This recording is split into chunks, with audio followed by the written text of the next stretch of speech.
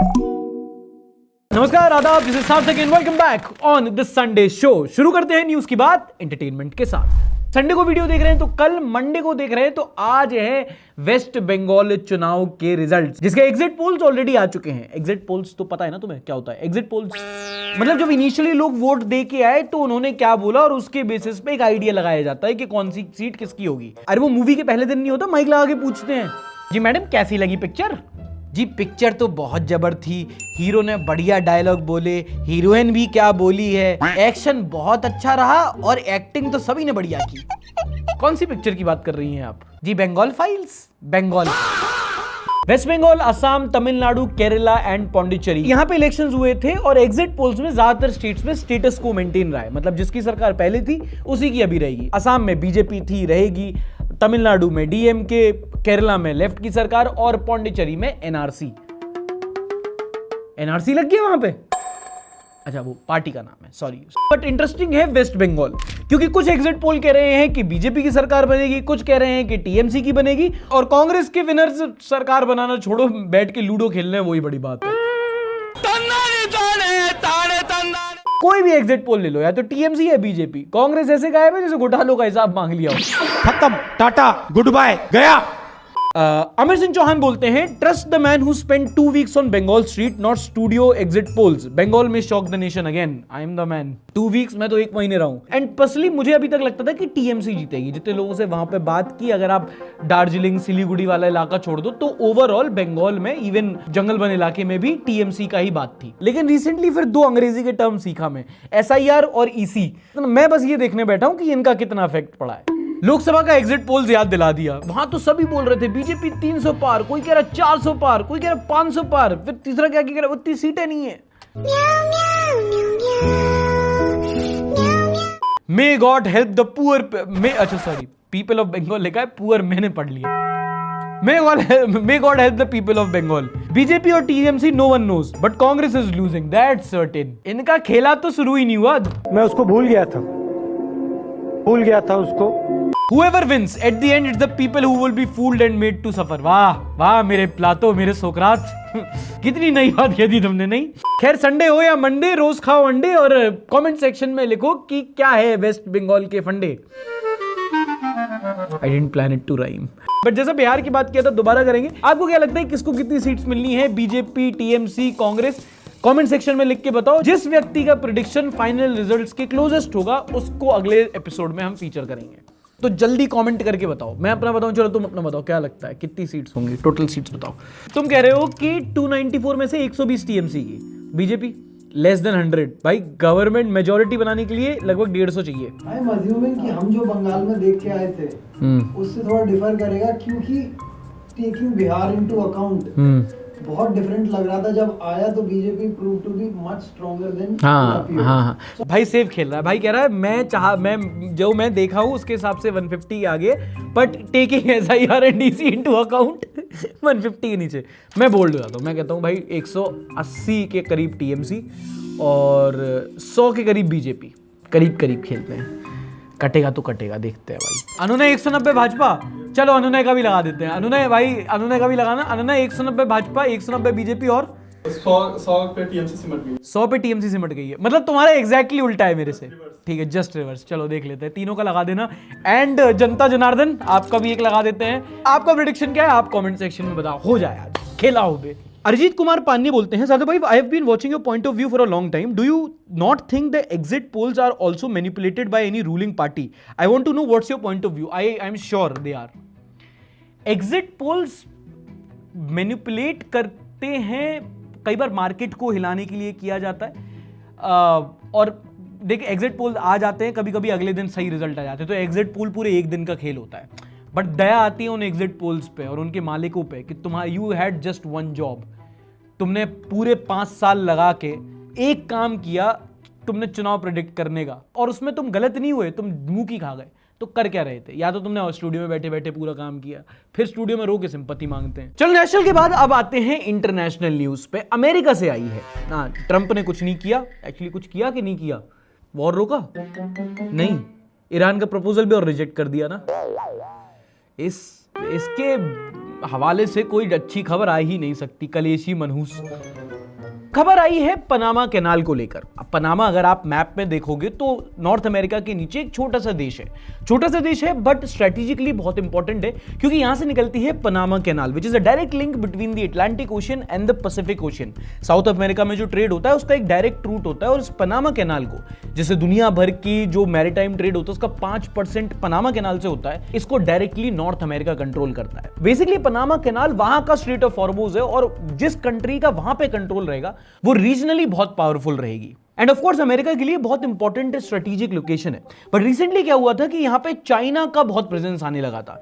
China पिछले बहुत सालों से लैटिन अमेरिकन कंट्रीज में बहुत हेविली इन्वेस्ट कर रहा था। देखो चाइना ना एक मैन्युफैक्चरिंग हब है, और इनको चाहिए मैन्युफैक्चरिंग के लिए रॉ मटेरियल्स जैसे कि कॉपर, लिथियम, ऑयल, और ये लैटिन अमेरिका के पास रिजर्व्स हैं। अभी जो वेनेजुएला में कू हुआ था उसकी एक थ्योरी ये भी है कि क्योंकि चाइना का वहां पे इन्वेस्टमेंट बहुत बढ़ने लगा था तो America wanted direct control. In fact इस टाइम पे साउथ अमेरिका में यूएसए के बाद China second biggest trading partner already बन चुका है। अब रिसेंटली मसला तब हुआ जब पनामा के सुप्रीम कोर्ट ने एक हांगकांग बेस्ड फर्म है, इस कंपनी का पोर्ट कॉन्ट्रैक्ट कैंसिल कर दिया जो लगभग 30 साल से हैंडल कर रहे थे ये। इसके बाद रिपोर्टेडली पनामा में जो चाइनीज फ्लैग शिप्स थे उनको डिटेन और इन्वेस्ट किया जाने लगा। उसके बाद 29 तारीख को यूएसए ने अपने regional allies Trinidad and Tobago, Guyana, Costa Rica, इनके साथ मिलकर एक जॉइंट स्टेटमेंट रिलीज किया कि भैया पनामा कैनाल की जो सॉवरेनिटी है उसको खतरा है और चाइना उसको पॉलिटिसाइज कर रहा है। एमी भाई बोलते हैं so USA can use the economy to pressure others but not China. What a joke. China को नहीं कर सकते भाई। ये मीडिया ने जो भ्रम फैलाया है ना कि चाइना हमारा दुश्मन है और हमारी लड़ाई चलती है और मोदी जी और पुतिन के साथ और ट्रंप के साथ आते हैं, शी जिनपिंग खतरा। भाई चाइना इस टाइम पे बिल्कुल फाउल देश है दुनिया का, not even sugar coating it. Trump ने सैंक्शन से सबको बुली कर दिया था, चाइना ने ट्रंप को बुली कर दिया था। उनका एआई एडवांस, उनका मिलिट्री, उनका ट्रेड, उनकी economy, budget, development, AI advancement, वो हमसे छोड़ो दुनिया के किसी भी देश से बहुत आगे हैं भाई। तुम YouTube पे चाइना की डॉक्यूमेंट्री देखो, उन्होंने ऐसे ऐसे प्रोजेक्ट्स बना रखे हैं जो हम सोच भी नहीं सकते। ट्रंप सोचो जब दुनिया भर में इतना कलेश बना रखा है तो वो तो उसका अपना मोहल्ला है, वहां का तो ठाकुर साहब है वो भाई। कभी ट्रंप को चाइना बोलते देखा है तुमने? चाइना। पर पनामा छोड़ो, अपना अलग कलेश चल रहा है, वो है अंडमान एंड निकोबार में। बहुत टाइम से द निकोबार प्रोजेक्ट कंट्रोवर्सी में था, अमीन अपने शो पे बात की है कई बार। जैसे मिडिल ईस्ट में स्ट्रेट ऑफ हॉर्मुज इंपॉर्टेंट है, ऐसे ही अपने साउथ ईस्ट में आता है स्ट्रेट ऑफ मलक्का। ये इंडोनेशिया और मलेशिया के बीच में से निकलता है, और ईस्ट साइड जितना भी मैरीटाइम ट्रेड होता है ज्यादातर स्ट्रेट ऑफ मलक्का से होकर गुजरता है। इनफैक्ट स्ट्रेट ऑफ मलक्का इतना इंपॉर्टेंट है कि वर्ल्ड का 40% मैरीटाइम ट्रेड यहां से होता है। अब ट्रेड वाइज, मिलिट्री वाइज देखोगे एरिया बहुत इंपॉर्टेंट है, और यहाँ पे चाइना के बहुत सारे बेसेस है। इंडिया का यहाँ पे कोई बेस नहीं है। इंडिया का कोई शिप भी होता है तो उसको इंडोनेशिया, मलेशिया के पोर्ट पे आके रिफ्यूलिंग वगैरह करना पड़ता है। इसीलिए गवर्नमेंट का प्लान था for strategic importance, remember this word, आगे काम आएगा। गवर्नमेंट अंडमान एंड निकोबार में एक ट्रांसशिपमेंट पोर्ट बनाना चाह रही है। एक पोर्ट होगा जिसपे इंडिया का कंट्रोल होगा, जहां पे शिप ट्रेड कर पाएंगे, डॉक कर पाएंगे, और एक मिलिट्री बेस भी होगा, तो उस एरिया में इंडिया का पकड़ बनेगा। कुल मिला के कुछ 900 स्क्वायर किलोमीटर का आइलैंड है, 160 किलोमीटर पे पूरा निकोबार प्रोजेक्ट बनना है। अब पॉइंट ये है कि इस प्रोजेक्ट का जो इकोलॉजिकल कॉस्ट है वो बहुत ज्यादा है, बहुत ज्यादा मतलब बहुत ज्यादा। कितना इंपॉर्टेंट है आप ऐसे समझो, यूनेस्को ने इसको बायोस्फीयर रिजर्व बताया, बिल्कुल कैटेगरी ए आता है। अगर ये प्रोजेक्ट बना तो 300-400 स्पीशीज जाएंगी जिनको डायरेक्टली इफेक्ट होगा। वहां पे बहुत इंपॉर्टेंट कोरल रीफ्स हैं, वो डैमेज होंगी। वहां पे एक लेदर बैक टर्टल मिलता है जो सिर्फ वहीं मिलता है, वो जाएगा। कितने ट्राइब्स हैं वो इफेक्ट होंगे, और कम से कम 1 करोड़ तो पेड़ कटेंगे। और इसीलिए जो एनजीटी है, नेशनल ग्रीन ट्रिब्यूनल, पहले एनजीटी ने क्लियरेंस दिया ही नहीं, बहुत लंबा केस चला है, और बाद में क्लियरेंस जब अल्टीमेटली मिला तो एक लंबी लिस्ट ऑफ अश्योरेंसेस के साथ कि आप वहां की जनजातियों को रिलोकेट करोगे, कोरल रीफ्स को ट्रांसलोकेट करोगे, पेड़ जो कटेंगे उनको दोबारा प्लांट करोगे, याडा याडा याडा।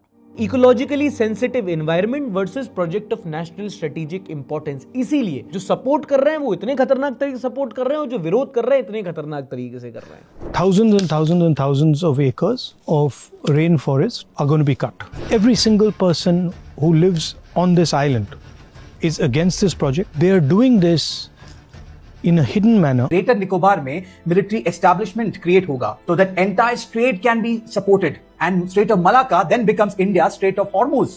क्यों? क्योंकि उस मिलिट्री बेस से India can deploy it's aircraft carriers, drones, missiles, सब। तभी जब राहुल गांधी विरोध करने गए तो राहुल गांधी को लोगों ने चाइना का एजेंट बोल दिया, क्योंकि ये जो प्रोजेक्ट ऑफ स्ट्रेटेजिक इंपॉर्टेंस है ये चाइना को काउंटर करने के लिए किया जा रहा है, but the same time ecological cost भी है। That 160 square kilometers of this forest are being chopped up so that one businessman, Mr. Adani, can fulfill his fantasies. अब दूसरा पॉइंट आता है अडानी का. Let's address the elephant in the room कि भाई अडानी के चक्कर में हो रहा है, अडानी कर रहा है, अडानी कर रहा है. अब यहाँ पे आपको बस एक छोटा सा नुआंस समझना पड़ेगा that Adani and besides all his controversies is the financial arm of the Modi government. जितने भी बड़े मेजर प्रोजेक्ट्स हैं मोदी गवर्नमेंट के वो अडानी को दिए गए. कैसे क्यों दिए गए वो अलग मैटर है. और इतना बड़ा पोर्ट प्रोजेक्ट इस टाइम पे इंडिया में अडानी ग्रुप ही बना पाएगा. मुझे पर्सनली प्रॉब्लम समझ में नहीं आती वो वाली बात कि हम वहां पे 8,000 लोगों से 3 लाख लोगों को बसाएंगे. इतने लोगों को बसा के वहां पे पूरी पॉपुलेशन लाके उसको आपको इंडस्ट्रियल हब बनाना है या Faridabad? What do you think about it? Do let me know in the comments. But the point is कि ट्रंप ने ईरान का जो प्रपोजल है वो रिजेक्ट कर दिया है. मतलब जो मिडिल ईस्ट और हॉर्मुज की सिचुएशन है वो तस से मस नहीं हुई है. और क्योंकि क्राइसिस खत्म होने का नाम नहीं ले रहा है तो अब इसका असर मार्केट पे भी दिखना शुरू हो गया है. कमर्शियल एलपीजी सिलेंडर्स के रेट लगभग 1,000 रुपए से बढ़ा दिए गए इस हफ्ते. हाँ, 1,000 रुपए से रेट बढ़ा दिए गए. बढ़ के 1,000 नहीं हुए, 1,000 से बढ़ गए हैं. 19 किलो का सिलेंडर जो पहले 2,000 का बिकता था अब सीधा 3,000 का हो गया है. इसी के साथ सरकार ने डुअल कनेक्शन बैन कर दिया है. एलपीजी पीएनजी साथ में नहीं कर सकते. ओटीपी डिलीवरी मैंडेटरी कर दिए. बट द पॉइंट इज कि अब चीजें महंगी होंगी क्योंकि अब कमर्शियल रेट्स बढ़े हैं तो अब खाना और ट्रैवल करना महंगा हो जाएगा. जब रेस्टोरेंट में खाना खा रहे हो वो भी 10-15% से अपने प्राइसेस बढ़ा देंगे. और जब चीजें सही होंगी तो कम भी नहीं करेंगे तो वो डबल मारी है.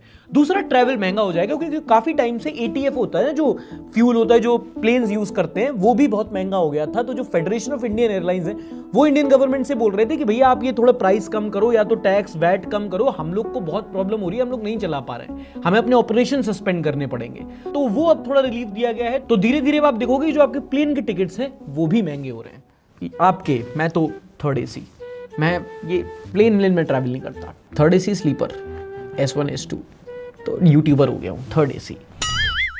अच्छा, मुंबई पे वापस आते हैं. एक और बड़ी घटना हुई जिसने देश भर में हड़कंप मचा दिया. न्यूज के वायरल होने के बाद लोगों ने अपना डाइट प्लान, किचन की सामग्री सब बदल दी.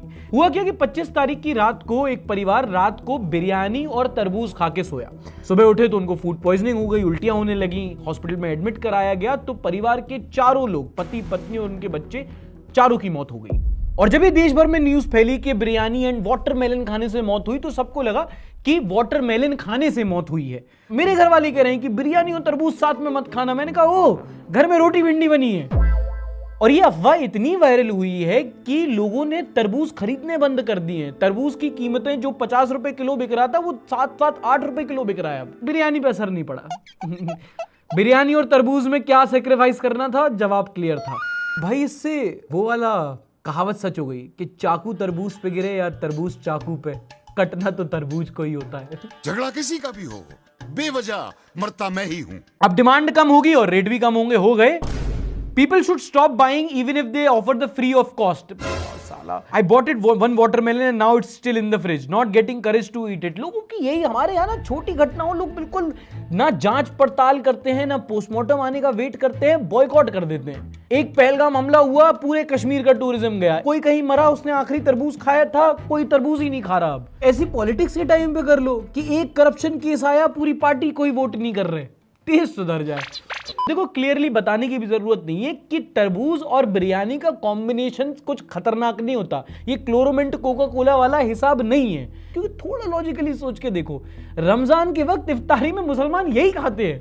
अगर सही में वाटरमेलन और बिरयानी के कॉम्बिनेशन से मर रहे होते तो 20 से लेकर 2% आबादी पे आते. बीजेपी की पॉलिटिक्स नहीं चलती. अभी पोस्टमार्टम के लिए रिपोर्ट गई है. कई सारे रीजन हो सकते हैं. एक एंगल फूड पॉइजनिंग का भी हो सकता है और इन्वेस्टिगेटर्स एक एंगल फूड टॉक्सिन्स का भी हो सकता है, खाने में जहर मिलाया गया हो. और यहाँ पे सारी जनता को ब्लेम नहीं करूंगा. एक डर बिल्कुल वाजिब है कि आजकल इंजेक्शन से पकाए गए फल फ्रूट मार्केट में बहुत आ रहे हैं. ऐसी सारी वीडियोज हैं कि भाई वहां पे इंजेक्शन डालते हैं, अगले दिन पूरा पपीता बढ़ जाता है. केले में कार्बाइड मिला रहे हैं, तरबूजे में इंजेक्शन डाल रहे हैं, कलर मिला रहे हैं. ये सब भी चीजें हैं. और वर्स्ट केस सिनेरियो यही है कि क्या पता फल में इस हद तक मिलावट की गई हो कि उसकी वजह से मर गए. पर चावल और तरबूज के कॉम्बिनेशन से नहीं मरे, ये बिल्कुल ही क्लियर है. मैं बिरयानी खा के दिखाता लेकिन आज शनिवार है. अच्छा, एक चीज आपने जरूर नोटिस की होगी कि जरूरी नहीं कि हर नेता अच्छा भाषण दे, पर अच्छा भाषण नेता ही देता है. एनएक्सी में 5 एलसी करो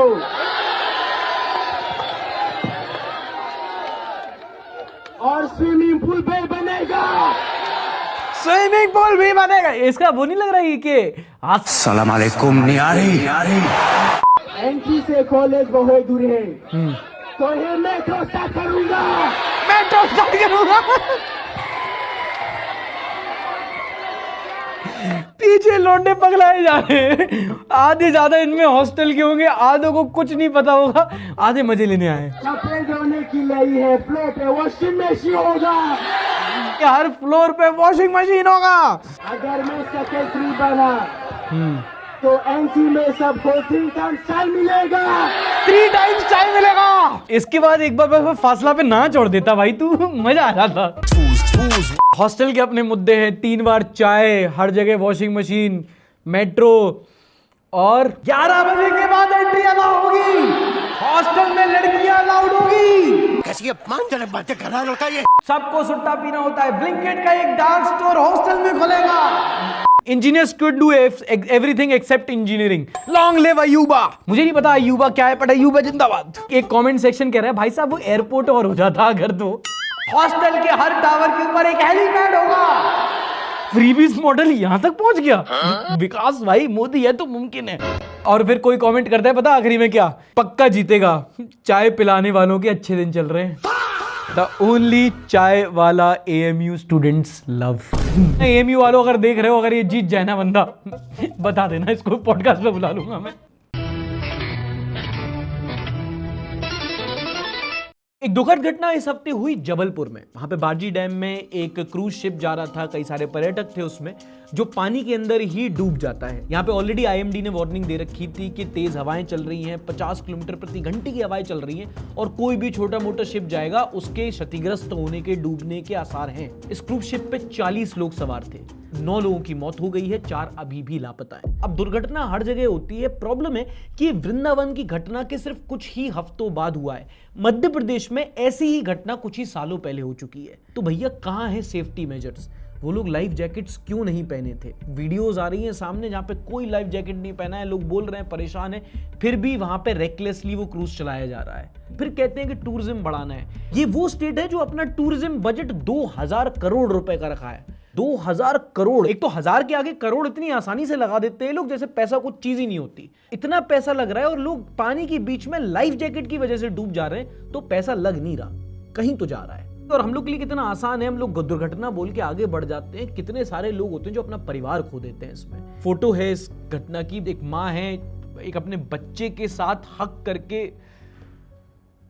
शव है दोनों के। इतने लोगों की जान गई है, इतने लोग रिस्पॉन्सिबल हैं, अकाउंटेबिलिटी किसी की नहीं मिलेगी। अच्छा, आगे बढ़ने से पहले मणिपुर के बारे में हमने पिछले हफ्ते बात की थी, उसी को लेकर शिवम केडिया का कमेंट है। बोलते हैं सार्थक भाई, I have a question in this conflict, like if Meiteis and Kukis are so unsettling, why don't we just split the state into and divide them? वुडंट it lessen the issue and let the government focus on the drug issue instead? पहली बात, it can be a practical but it's not an ideal solution. In fact उनमें से जो एक side है ना cookies, वो तो चाह ही रहे हैं। कुकी लैंड, जो लैंड की वहाँ पे बातें होती हैं, जाओगे अगर बंद होता है, शटर पे लिखा होता है वहाँ पे, we want Kuki land, we want Zo land, tribal dominate state. But फिर कोई वो सोल्यूशन नहीं हुआ ना।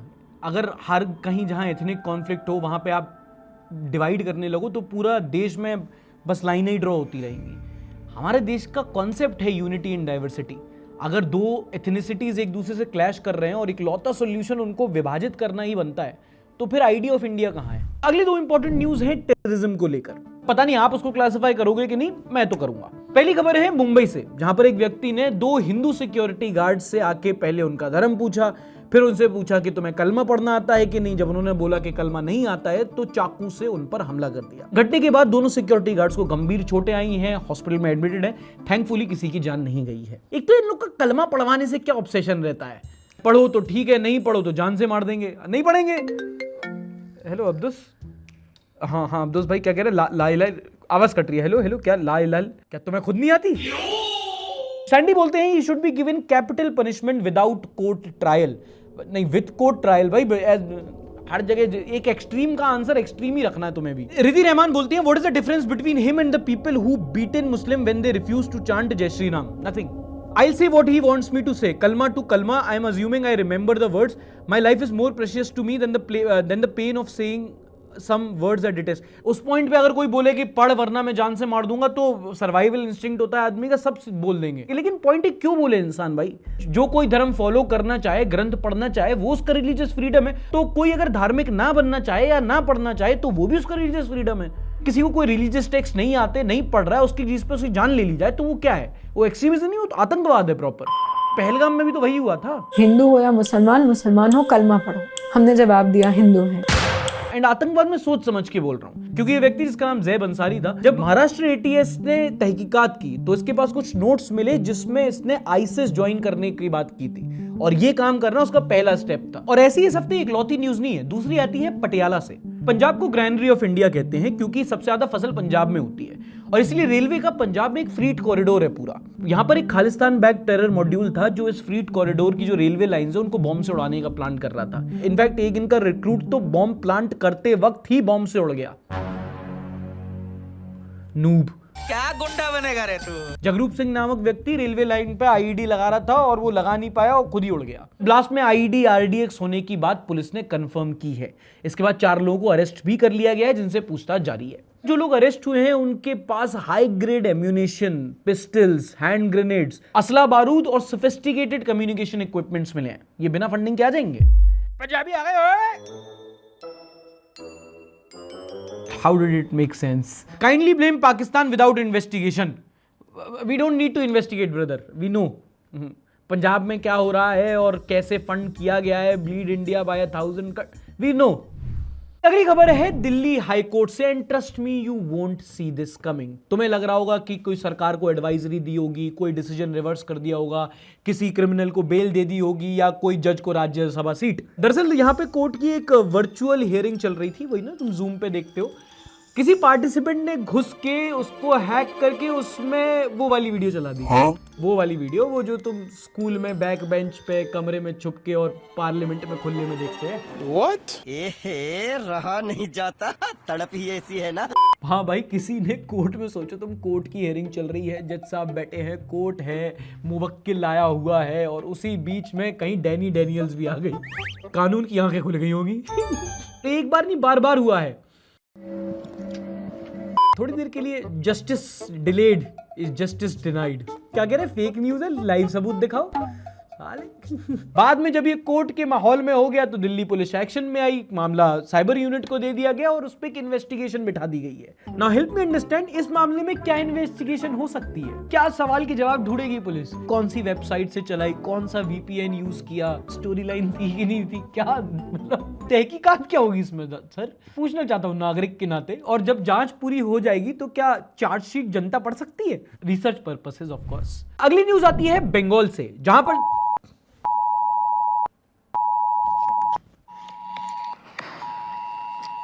Extreme severe alert, cell broadcasting, instant disaster,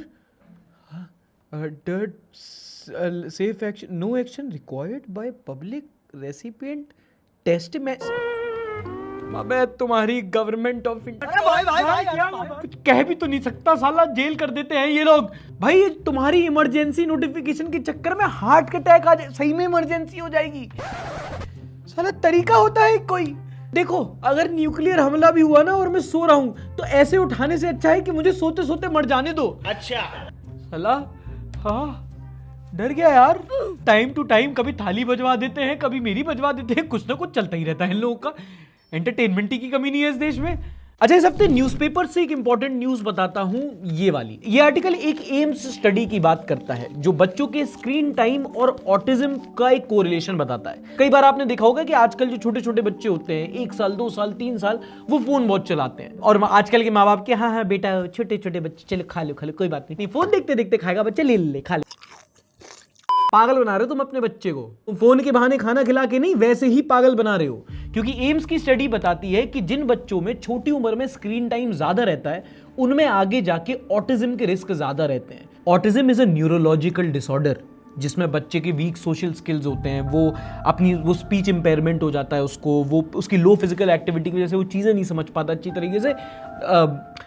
Ishan Awasthi on steroids, that's dyslexia and that's insensitive is not a disease, it's just me. But jokes apart, एक बहुत important study है कि बच्चों को छोटी उम्र में फोन नहीं देना चाहिए। ज्यादा परेशान करें तो 2 थप्पड़ भी चलेंगे, वो बैड पेरेंटिंग नहीं है। बट बहुत छोटी उम्र में जब उनका दिमाग और आंखें भी अच्छे से डेवलप नहीं हुई होती है, तब जाके आप उनको फोन देते हो तो उनको जो बीमारियां होती हैं वो आगे जाके पता पड़ेंगी। फिजिकल, आईसाइट, न्यूरोलॉजिकल डिसऑर्डर्स तो हो रहे हैं, जो अभी हो रहे हैं हमें पता बाद में पड़ेंगे क्योंकि रिसर्चेस चल रही हैं। मधुर जायसवाल बोलते हैं, have been seeing a lot of such cases in the last 5 years। क्योंकि यही ना, हमारा स्क्रीन इंटरनेट है कितना 10 साल पुराना है। एवोल्यूशन में क्या है, वो एक पलक झपकना भी नहीं है, पर इतना ज्यादा इंपैक्ट कर रहा है। हम लोग को देखो, हम लोग डूम स्क्रोलिंग करते हैं, हम लोग को पता नहीं पड़ता। हमें तो सब पता है कि स्क्रीन टाइम ज्यादा होता है, खराब होता है, फिर भी हम एक बार इंस्टाग्राम में घुसते हैं और बस गायब हो जाते हैं उसमें। तो companies billions and billions of dollars invest कर रही है हमारे अटेंशन ग्रैब करने के लिए, और हमारे बच्चों पे क्या असर पड़ रहा है उसका तो बचाने की जिम्मेदारी हमारी है ना। और इससे पहले कोई आर्गुमेंट बता दो, यहाँ पे कोई राइट से लिबर्टी छीनने वाली बात नहीं है। This is modern day practical parenting. इसका एक एग्जांपल देता हूँ यूके से।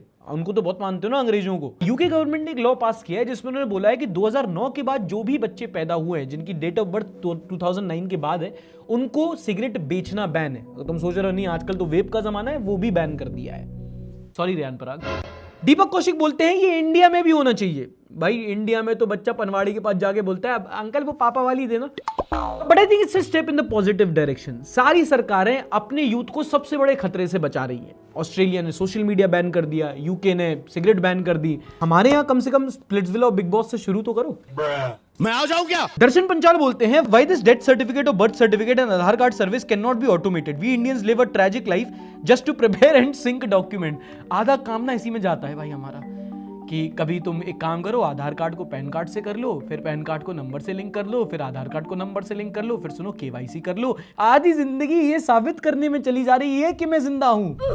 बहुत सारी सीरियस न्यूज हो जाती है, कहीं कोई स्कैम हो गया, कहीं कहीं बोट पलट गई, कहीं कोई हादसा हो गया, कहीं कोई टेररिस्ट पकड़ लिया, बहुत परेशान हो जाते हैं। आप लोग के कमेंट्स आते हैं, सार्थक भाई अजीब लग रहा है, ये सब क्या चल रहा है देश में, मेरे को नहीं करना इतना चिल यार। ये न्यूज साइकिल है, जो समाज में चल रहा है वो दिखता है, जहां कुछ खराब होता है वहां कुछ अच्छा भी होता है। जैसे क्या, बताता हूं अगले सेगमेंट में।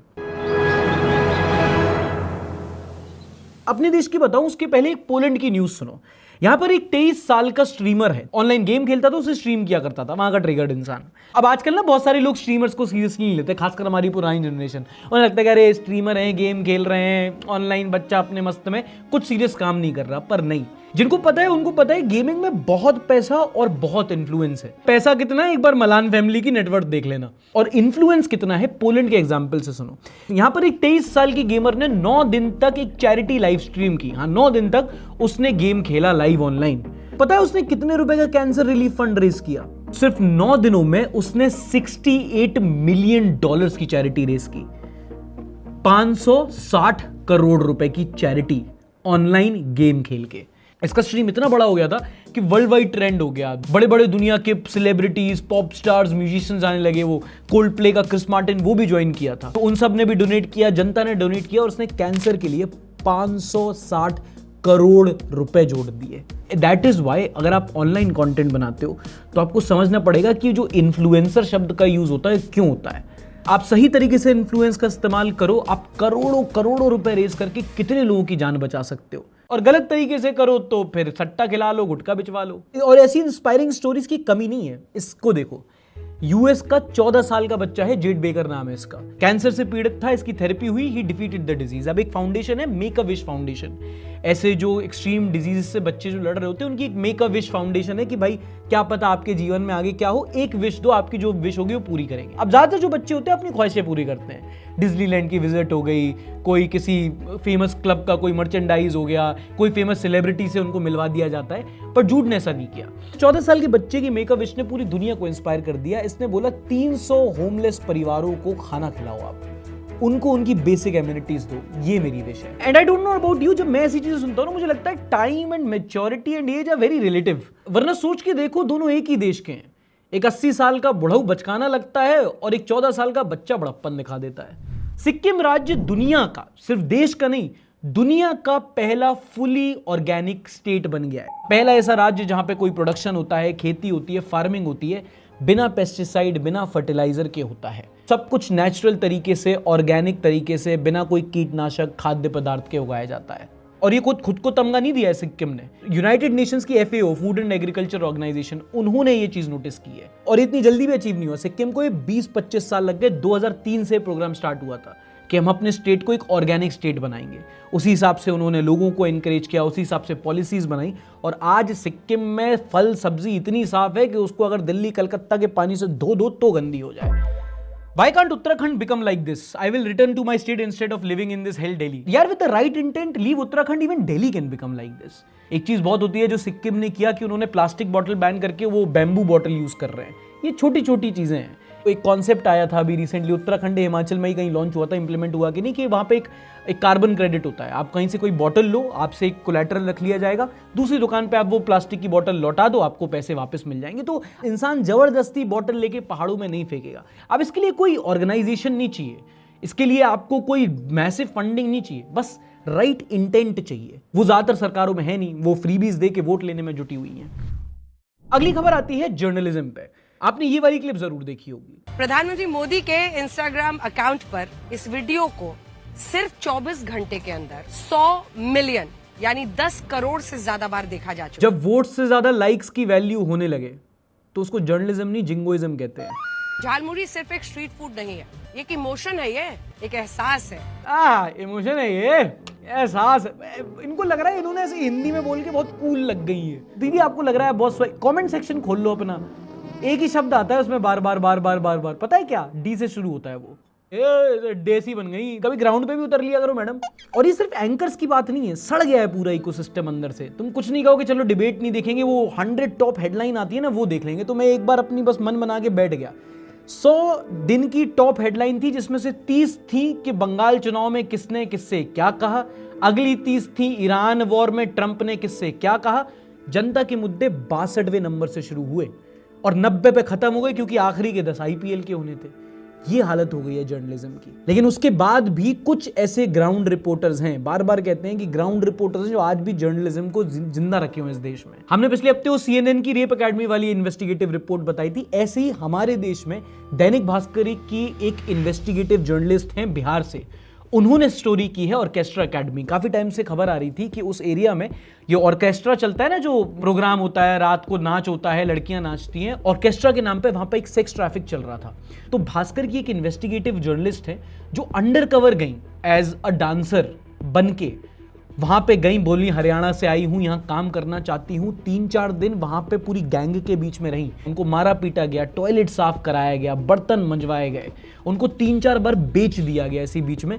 लेकिन वो अंडर कवर रही, लोगों से सवाल पूछती रही, जानती रही ये कैसे रैकेट काम करता है, इसको चलाता कौन है, ये आसपास में जो लड़कियां इसमें ऑलरेडी काम कर रही ये कैसे फंस गई, कौन कौन इनके कस्टमर्स हैं। पता चला सिवान के लोकल ब्यूरोक्रेट से लेके नेताओं तक तार जुड़े हुए हैं। और एंड में लोगों को शक हो गया, रिपोर्टर को बकायदा अपनी जान बचा के भागनी पड़ी है वहां से। पर हम लोग इस केस के बारे में बात इसलिए कर रहे हैं क्योंकि किसी ने अपनी जान को रिस्क पे लाके वहां पे जाके रिपोर्टिंग की। और यही है जर्नलिज्म। अपनी AC गाड़ी में बैठ के, अपनी AC स्टूडियो में जाके, ब्लैक कोट पैंट पहन के, बड़े बड़े ग्राफिक्स की आड़ में झालमुड़ी का पोस्टमार्टम करना जर्नलिज्म नहीं होता। This is journalism. अगर आप इन रिपोर्टर का नाम जानना चाहो तो वो है महिमा सिंह, एक बिहार बेस्ड जर्नलिस्ट हैं जिन्होंने ये पूरी स्टोरी कवर की है। अगर आप इनके काम को सपोर्ट करना चाहो तो इनके सोशल मीडिया हैंडल्स लगा देता हूं, जाके फॉलो कर लेना और इनके आर्टिकल्स पढ़ लेना और एक बार हालचाल पूछ लेना। क्योंकि हमारे यहाँ ना जर्नलिस्ट, खासकर जो रीजनल जर्नलिस्ट होते हैं, जो ऐसी इन्वेस्टिगेटिव रिपोर्ट्स करते हैं, बहुत रिस्क में काम करते हैं। एक जर्नलिस्ट ने करप्शन का केस उजागर किया था, उसको मार के सेप्टिक टैंक में डाल दिया था। एक ने अस्पताल में करप्शन बताया था तो उसको मार दिया था। तो ऐसी इन्वेस्टिगेटिव रिपोर्ट निकालना जहां आप local mafia, police, politician nexus को एक्सपोज करो तो बहुत रिस्क होता है। और नेशनल मीडिया से एक्सपेक्ट मत करना कि वो इनके लिए कुछ स्टैंड लेंगे। उनके तो खुद के रिपोर्टर को अगर कोई सवाल पूछने पे नेता कुत्ते की तरह धुतकार देता है तो वो शाम को प्राइम टाइम करते हैं, आज आपको बताएंगे कुत्ते होने के 5 फायदे। तो उनको फॉलो करके सपोर्ट जता देना, ऐसे पत्रकारिता को अप्रिशिएट करने की बहुत जरूरत है। छत्तीसगढ़, जहां पर 650 विलेजेस में रिसेंटली बस कनेक्टिविटी मिली है। हाँ, छत्तीसगढ़ के 650 ऐसे गांव जहां अब जाके एक बस पहुंची है। क्योंकि पहले वहाँ पे माओवाद इतना था, इंस्टेबिलिटी इतनी थी, इंसर्जेंसी इतनी थी कि लोग अपने घर से निकलने में डरा करते थे। प्राइवेट बस वाले हैं जो है वो अपने रूट्स पे बस नहीं चलाया करते थे, कब मार दिए जाएं, लूट लिए जाएं। तो अब वहाँ पर जब इंसर्जेंसी थोड़ी कम हुई है तो ऐसे ऐसे कई सारे गाँव हैं जहाँ पर अब बस पहुँचती है, जहाँ पर उनके रिश्तेदार आ सकते हैं, बच्चे स्कूल जा सकते हैं, किसी को कोई परेशानी हो तो शहर जाके नौकरी कर सकता है, अस्पताल में जा सकता है। छोटी छोटी बेसिक नीड्स जो हमें घर के आसपास आराम से मिल जाती हैं, ऐसे ही हमारे देश में जगह हैं जहां पे आज़ादी के बाद 70-80 साल लग गए एक बस स्टॉप पहुंचने में। हम अंग्रेजी में शब्द पढ़ते हैं ना, लास्ट माइल कनेक्टिविटी, हम उसका मतलब समझते नहीं है, उसका मतलब ये होता है। तभी बोलते हैं इंसान में एम्पैथी होना बहुत ज़रूरी है। आप कभी अपने से कम सक्सेसफुल या कम पढ़े लिखे व्यक्ति से मिलो तो हो सकता है कि उसको वो प्रिविलेजेस नहीं हो, उसके पास वो एक्सेस नहीं हो, उसके पास वो संसाधन नहीं हो जिससे वो नहीं बन पाया जो बन सकता था। भैया, door to door census is a good thing, but don't you think new scams will be now also get started, especially in rural areas, by using the name of government and asking their personal details? What's your say on this? यार देख, scams तो हर चीज पे चलते ही रहेंगे। आप कब तक? अब सरकार नौकरी देना चाहिए कोई स्कीम के तो कोई फेसबुक का ग्रुप बना लेता है जिसमें लोगों को मैसेज करता है कि सुनो 5,000 रुपए दो, 50,000 की नौकरी मिलेगी। तो जस्ट बिकॉज कुछ खराब चीजें हो सकती हैं उसके लिए आप अच्छी चीजें करना बंद थोड़ी कर दोगे।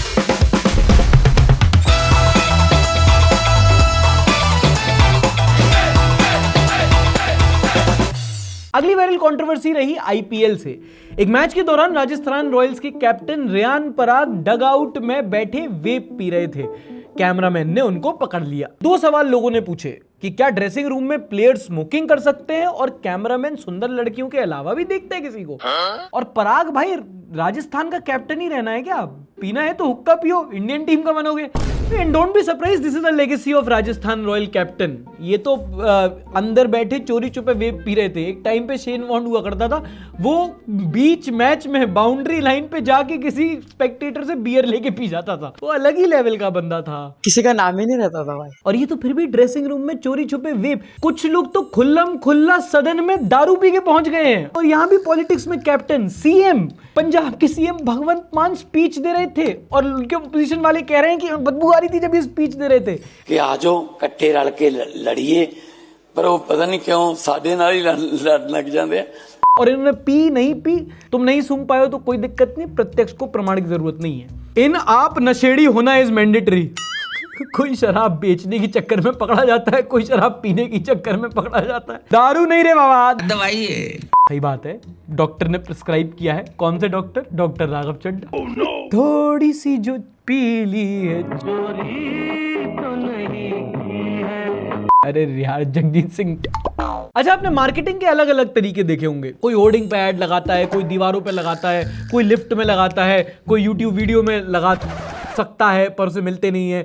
पर एक यूएस के इन्फ्लुएंसर है निक ग्रीन, उन्होंने एक अलग ही तरीका अपनाया। वो एडवर्टाइज कर रहे हैं अपने घर के बाथरूम के कमोड पर।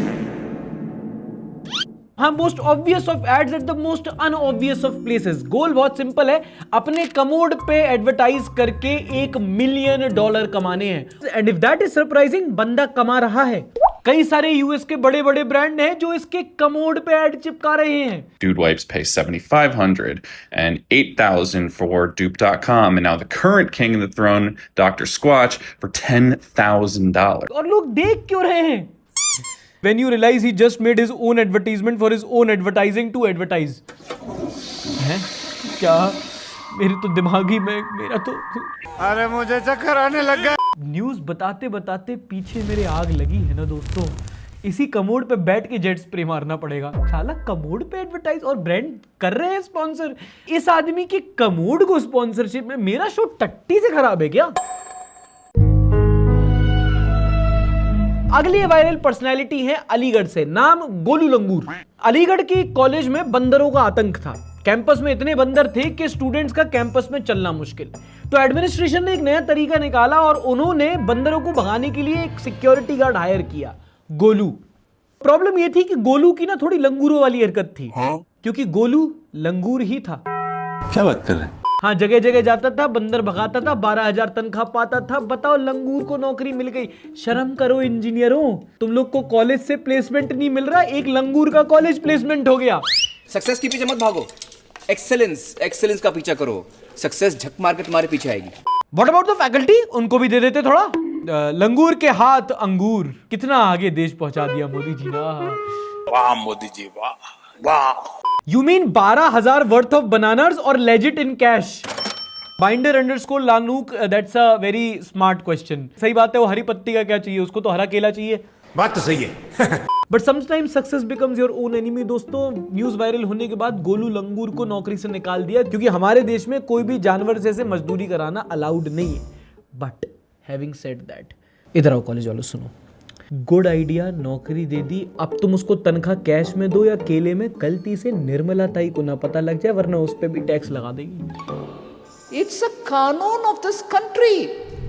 अगली खबर सुनो महाराष्ट्र से, जहां पर ट्रांसपोर्ट मिनिस्ट्री ने आदेश दिए हैं कि महाराष्ट्र में सारे टैक्सी और ऑटो ड्राइवरों को मराठी आना कंपलसरी होगा। उसके लिए उन्होंने लगभग 60 आरटीओ को डायरेक्ट आदेश दिए हैं, वो जांच करके पूछताछ करके चालान कर रहे हैं। ऑटो चला रहे हो, मराठी नहीं आती तो चालान काट दिया जा रहा है। अंग्रेजी में कहावत है, the closer the collapse of empire the crazier its laws.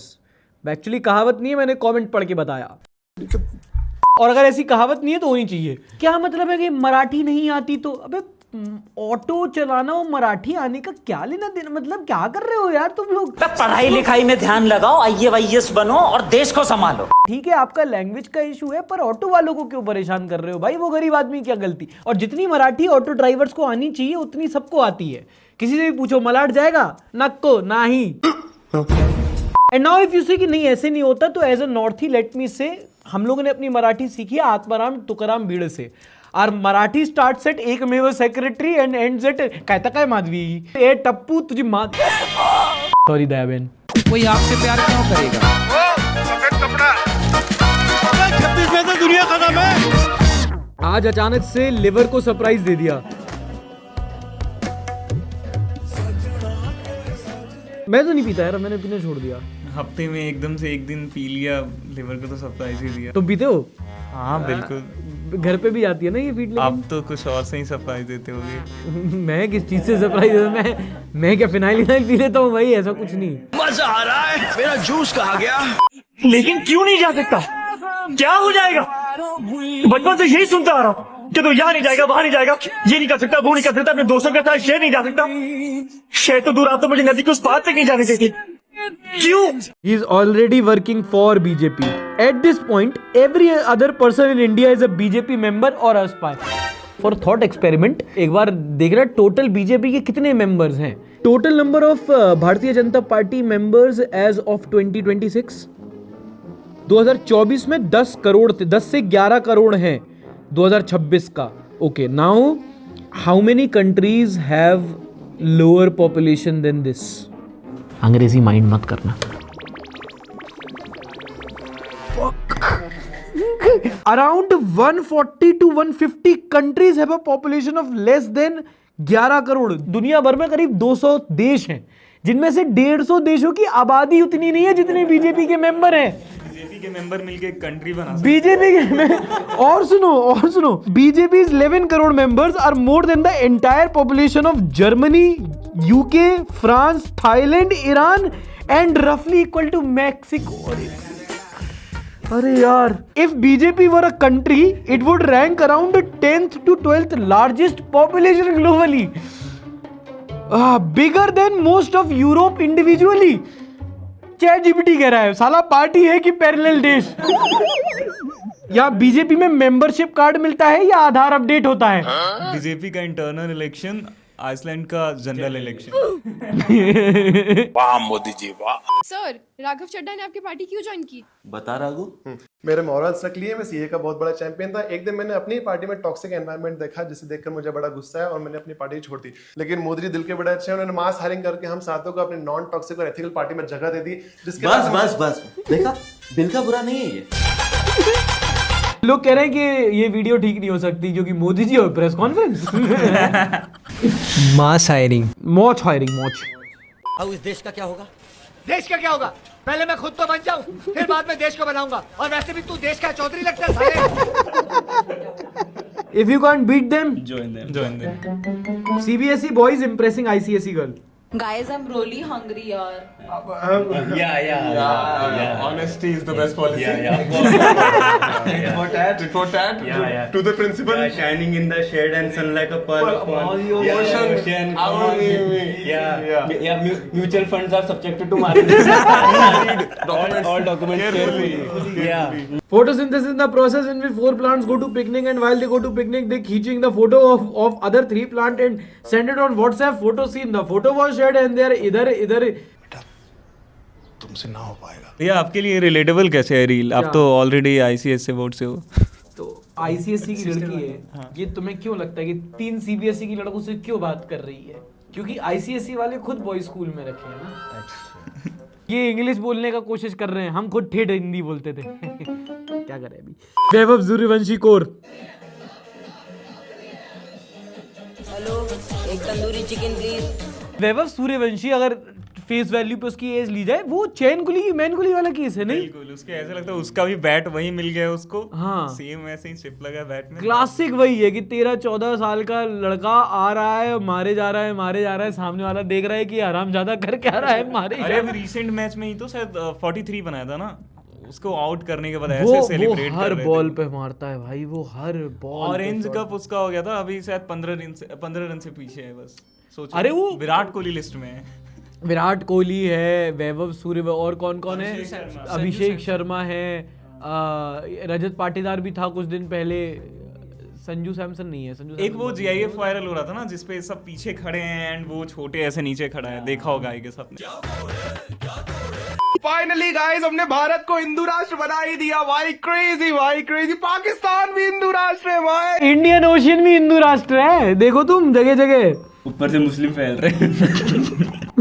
ओ भाई, वो पूरा हमने देख रहे हैं ऊपर से वो पीली जा रही है ना, जनसुराज का वो है बॉर्डर, कॉस्मिक ऑरेंज। सबसे unique colour orange, cosmic orange आया है। मीनवाइल चाइना विद भीम की शक्ति। एग्जैक्टली नहीं भूलने वाला था ये। तो नेपाल क्या एलजीबीटी है? ये भाई बात तो सही है। तो ये था इस हफ्ते का एपिसोड। शेयर करने से पहले लाइक करना बिल्कुल मत भूलना। नहीं पसंद आया तो अंगूठा फिर भी चलाओ, डिसलाइक कर सकते हो। कुछ मिस हो गया हो प्लीज कमेंट सेक्शन में जरूर बता देना, हम लोग मिड वीक में उसको कवर करने की कोशिश करेंगे। On the screen you see the names of our members. Thank you so much for keeping this channel running. Sponsor ना हो तो पनीर नहीं बनता है, पर आपकी कृपा से सोयाबीन तो बनी जाता है। Thank you so much guys for supporting. We'll see you in the next episode. Till then, tata, bye bye, take care, and don't forget to like, subscribe and share.